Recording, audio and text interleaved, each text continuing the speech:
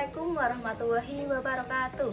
Perkenalkan, nama saya Lupna Meli Astiani, NIM SK 121023. Saya dari program studi S1 Keperawatan, Sekolah Tinggi Ilmu Kesehatan Kendal. Di sini saya akan menayangkan video terkait edukasi bencana tanah longsor. Yuk, mari kita simak bersama dan tonton bersama video edukasi bencana tanah longsor.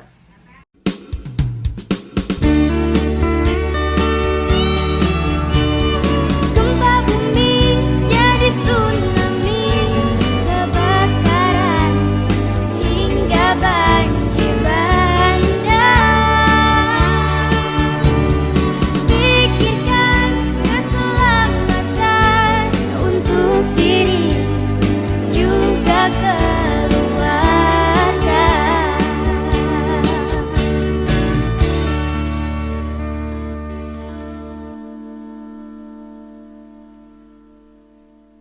Duh.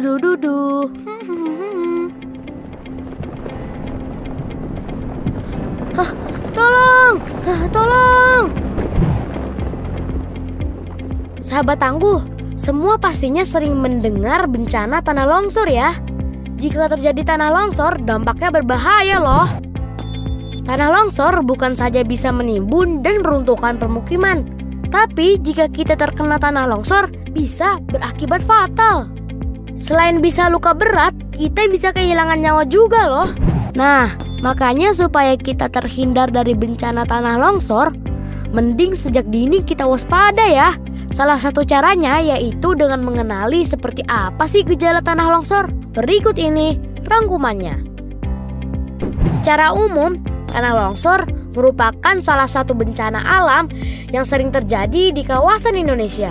Bencana ini biasanya sering terjadi di daerah pegunungan, bukit, lereng yang curam, maupun tebing. Tapi tak jarang juga tanah longsor terjadi di lahan pertanian dan perkebunan yang posisinya terletak di tanah miring. Sahabat tangguh, apa sih pemicu terjadinya longsor? Berikut beberapa kondisi wilayah dan peristiwa yang rentan terjadi tanah longsor. Pertama, tingginya curah hujan. Kedua, erosi tanah. Ketiga, lereng tebing yang terjal. Keempat, terjadinya getaran atau bisa kita kenal gempa, baik skala kecil maupun besar. Kelima, hutan gundul. Keenam, ada lahan pertanian di lereng. Nah, sekarang yuk kita kenali tanda-tanda akan terjadinya tanah longsor. Sehabis hujan, tampak ada retakan pada lereng, kerikil berjatuhan, tebing terlihat kurang kokoh atau rapuh, genangan air saat musim hujan akan lenyap tiba-tiba saat akan terjadi longsor. Tiba-tiba timbul mata air baru. Pintu maupun jendela sukar terbuka. Pepohonan tampak miring, lingkungan sekitar rumah mendadak ambles. Sahabat tangguh, hal apa saja sih yang harus kita lakukan agar terhindar dari dampak bahaya tanah longsor? Simak tipsnya ya sahabat. Hindari membangun rumah di bawah atau dekat tebing. Buatlah sengkedan atau terasiring di lereng terjal kalau membangun pemukiman di daerah tersebut. Hindari untuk membuat kolam atau perkebunan di lereng yang dekat dengan pemukiman warga. Bila terlihat ada retakan, segera tutup dengan tanah yang dipadatkan agar air hujan tidak bisa menerobos celah-celah tanah. Penebangan pohon di sekitar lereng sebaiknya tidak dilakukan. Pemukiman yang didirikan di tepian sungai rentan terkena erosi. Membuat saluran pembuangan air yang otomatis bisa menjadi saluran penampungan air tanah. Menanam jenis tanaman keras dan ringan yang memiliki akar dalam lalu ditanam di wilayah curam. Sahabat tangguh, berikut tips yang berguna saat menghadapi bencana tanah longsor.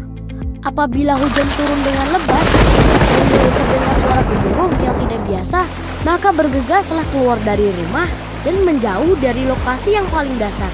Segera hubungi pihak BPBD atau pihak terkait terdekat sebelum kondisi longsor semakin parah. Amankan harta benda yang mudah diamankan. Dan jangan memaksakan mengamankan peralatan yang berat dan besar, karena akan menyulitkan evakuasi. Evakuasi dan relokasi korban ke tempat aman. Jangan panik dan tetap siaga.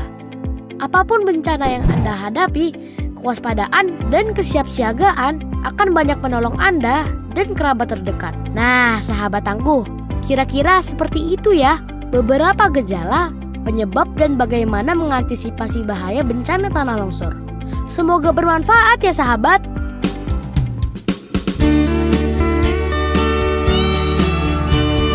Gempa bumi jadi tsunami, kebakaran hingga banjir bandang.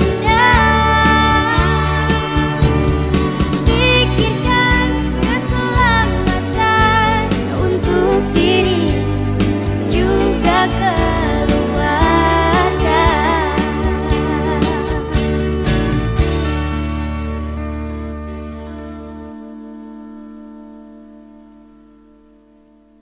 Nah, tadi video terkait edukasi bencana tanah longsor. Semoga bermanfaat dan mudah dipahami bagi kalian semua. Sekian dari saya, apabila ada kata yang kurang mengenakan, saya mohon maaf. Wassalamualaikum warahmatullahi wabarakatuh.